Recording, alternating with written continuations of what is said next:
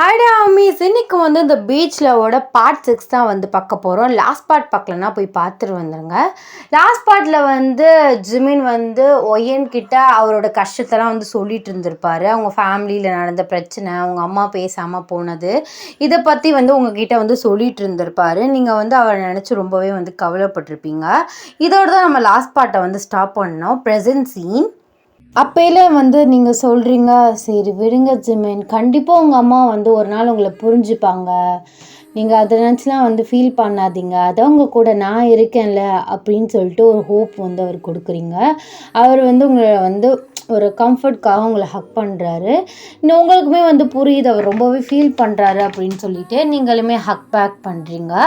எதுக்கும் ஃபீல் பண்ணாதீங்க ஜிமின், எப்போதுமே நான் உங்கள் கூட இருப்பேன் அப்படின்னு சொல்லிட்டு அவருக்கு ஒரு நம்பிக்கை கொடுக்குறீங்க.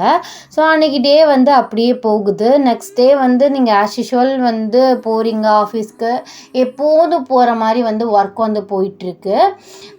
அப்போயில் ஜிமினுக்கு நீங்கள் சொன்னீங்களே, நான் எப்போதுமே உங்கள் கூட இருப்பேன் அப்படின்ட்டு சொன்னது அவருக்கு ஒரு ஹோப்பாகவும் ஒரு நம்பிக்கை இருக்கனால அவர் அப்படியே அவரோட ஃபீலிங்ஸை கொஞ்சம் கொஞ்சமாக டெவலப் பண்ண ஆரம்பிக்கிறாரு உங்கள் மேலே. உங்களுக்குமே உங்களுக்குள்ளே தோணுது, நம்ம ஜிமினுக்கு ஃபால் ஆகிறோமோ அப்படிங்கிற மாதிரி.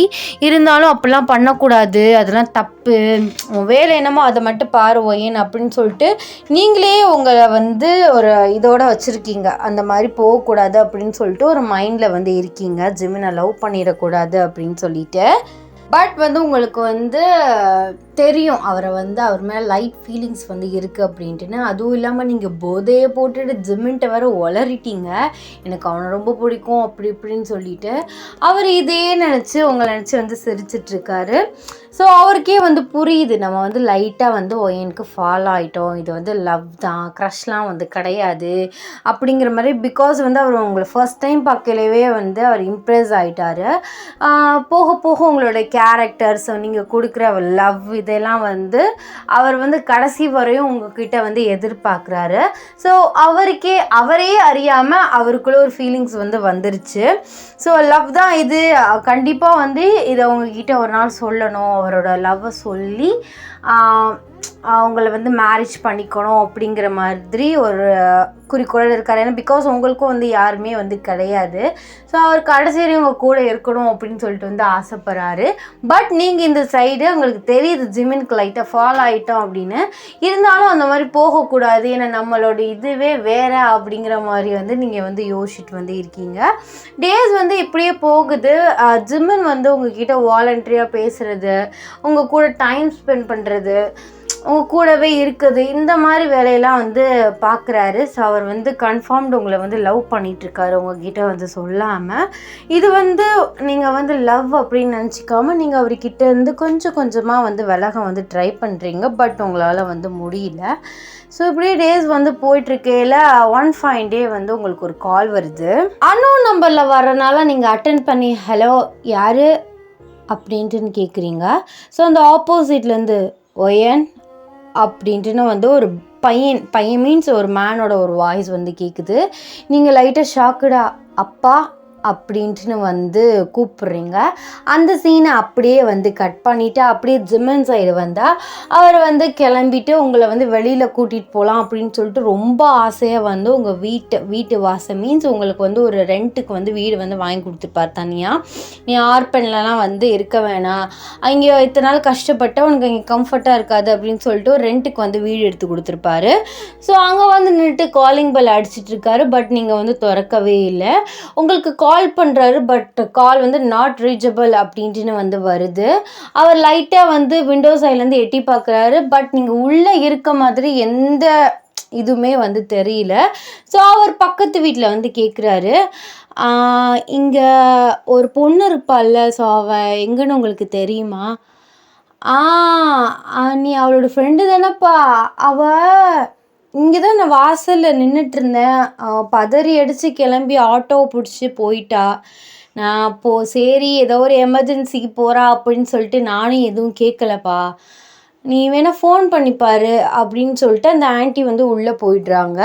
ஜிமினுக்கு வந்து கன்ஃபியூஸ்டாக பயமாகவுமே வந்து இருக்குது. நீங்கள் வந்து டென்ஷன்டாக பதறி அடித்து போனீங்க அப்படின்னு சொல்லிட்டு அந்த ஆன்ட்டி வந்து சொல்லியிருப்பாங்க. கால் பண்ணுறதுக்கு கால் வந்து நாட் ரீச்சபிள்னு வருது. நீங்கள் எங்கே போனீங்க அப்படின்ட்டுன்னு அவருக்கு சுத்தமாக வந்து தெரியல. அவருக்கு இப்போ என்ன பண்ணுறதுனே வந்து புரியல. அந்த கன்ஃபியூஸ் ஸ்டேட்டோட அவரோட வீட்டுக்கு வந்து போயிடுறாரு. நீங்கள் அப்படியே வந்து உங்கள் அப்பாவை வந்து மீட் பண்ண வந்து போகிறீங்க. அதுவுமே ஒரு பீச் தான். ஸோ நீங்கள் 2 பேருமே வந்து நிற்கிறீங்க. அவர் வந்து உங்களை வந்து முறைச்சி வந்து பார்த்துட்ருக்காரு. அப்பா எப்படிப்பா இருக்கீங்க அப்படின்னு சொல்லிட்டு அவர் வந்து ஹக் பண்ண போகிறீங்க. அவர் உங்களை வந்து தள்ளி விட்டுறாரு. என்னப்பா என்னாச்சு, ரொம்ப நாள் கழிச்சு என்னை பார்க்குறீங்க, ஆசையாக பேசுவீங்கன்னு பார்த்து இப்படி தள்ளி விடுறீங்க. ஆமாம், நீ பண்ணுற காரியத்துக்கு என்ன பண்ண சொல்கிற, என்ன பண்ணிகிட்ருக்க ஓயன், உன்னை எதுக்கு அமிச்சா, நீ என்ன பண்ணிகிட்ருக்கப்பா? நான் என்னப்பா பண்ணேன்? உனக்கு அவ்வளோ வாய்ப்பு இருக்கையில் நீ இதை சூஸ் பண்ண பற்றியா? அது சரி, என்ன காதலோ? அப்பா அது வந்து என்ன, நீ பண்ணுறதெல்லாம் எனக்கு தெரியாதுன்னு நினச்சிட்ருக்கியா? இங்கே பாரு ஒயன், உன் லவ் எப்போதுமே ஜெயிக்காது, நிலைக்காது. அது உனக்கே நல்லாவே தெரியும். தேவையில்லாமல் அந்த பையன் மேலே ஆசையை வளர்த்துக்காத. உன் ஆசையை வந்து நீயே வந்து குழி தோண்டி வந்து புதைச்சிரு அப்படின்ட்டு நான் வந்து சொல்கிறாரு. நீங்கள் வந்து நின்று அழுதுட்ருக்கீங்க. உனக்கான நாள் வந்து முடிஞ்சிருச்சு, நான் வந்து உன்னை கையோட கூட்டிகிட்டு போகிறேன் அப்படின்ட்டு வந்து சொல்கிறாரு. நீங்கள் வந்து அழுகுறீங்க. இல்லைப்பா இல்லை ப்ளீஸ், என்னை அவர் வந்து தேடுவார், ப்ளீஸ்ப்பா நான் அவர்கிட்ட சொல்லிட்டு வந்துடுறேன் அப்படின்னு சொல்லிட்டு ரொம்ப வந்து அழுகுறீங்க. பட் உங்கள் அப்பா வந்து கேட்காம உங்களை வந்து கூட்டிகிட்டு வந்து போயிடுறாரு. ஸோ 2 or 3 days வந்து பாஸ் ஆகுது. ஜிமின் உங்களை தேடி தேடி ரொம்பவே ஓஞ்சு போயிட்டாரு. அவருக்கு அவ்வளோ மனசு வந்து கஷ்டமாக இருக்குது. எங்கடி நீ போன, என்கிட்ட ஒரு வார்த்தை சொல்லாமல் அப்படிங்கிற மாதிரி உங்களுக்கு கால் பண்ணிகிட்டே இருக்கார். பட் ரீச் ஆகவே இல்லை. உங்களுக்குமே அவரோட நினப்பு வந்து வந்துகிட்டே இருக்குது. பட் வந்து நீங்கள் போய் அவரை மீட் பண்ண முடியாது. அந்தளவுக்கு சுச்சுவேஷன் வந்து வந்துருச்சு. ஜிமின் வந்து உங்களை நினச்சி ஓவராக வந்து ட்ரிங்க்ஸ் வந்து எடுக்க ஆரம்பிக்கிறாரு. ஓ அதான மாமா நீ இவ்வளோ ஃபீல் பண்ணுற, அப்போது நீ அவங்கள பார்க்கவே இல்லையா அப்படின்ட்டு வந்து நிலா வந்து கேட்குறா. நிலாட்ட தானே இவரத்தையும் சொல்லிகிட்ருக்காரு. அப்போல அவர் ஜிமின் சொல்கிறாரு, பார்த்தேன், பட் அவள் என் கூட இருக்க முடியாத ஒரு சிச்சுவேஷன். என்ன பண்ணுறது, லவ் ஆச்சே, லவ் பண்ணிட்டேனே, விட முடியல, ஸோ அவள் பின்னாடி சுற்றிட்டுருக்கேன் அப்படின்ட்டு வந்து சொல்கிறாரு. நிலாவுக்கு ஒன்றுமே புரியலை.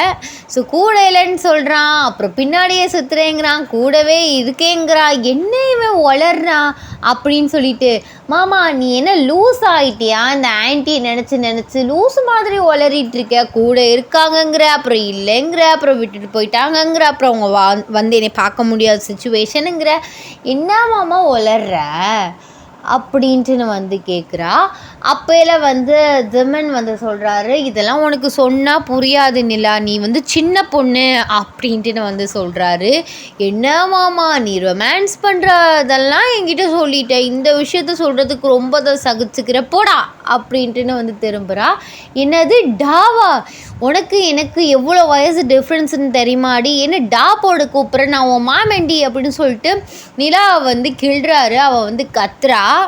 சரி நிலா போய் தூங்குவோம் சரியா, லேட் ஆயிடுச்சு அப்படின்ட்டு வந்து சொல்கிறாரு. அப்போயே நிலா, நீ இப்படி பாதி பிட்டா உங்கள் லவ் ஸ்டோரியை சொன்னால் எனக்கு என்ன புரியும், சொன்னால் ஒரேண்டா சொல்லிவிடு, இல்லாட்டி நீ எப்போ நல்லா ஃப்ரீயாக இருக்கியோ அப்போ சொல்லுவோம். லவ் ஸ்டோரி என்னென்னா ஹனுமான் வால் மாதிரி நீண்டுட்டே போகுது, நீ அதை வந்து பாதியாக கட் பண்ணி சொல்கிற.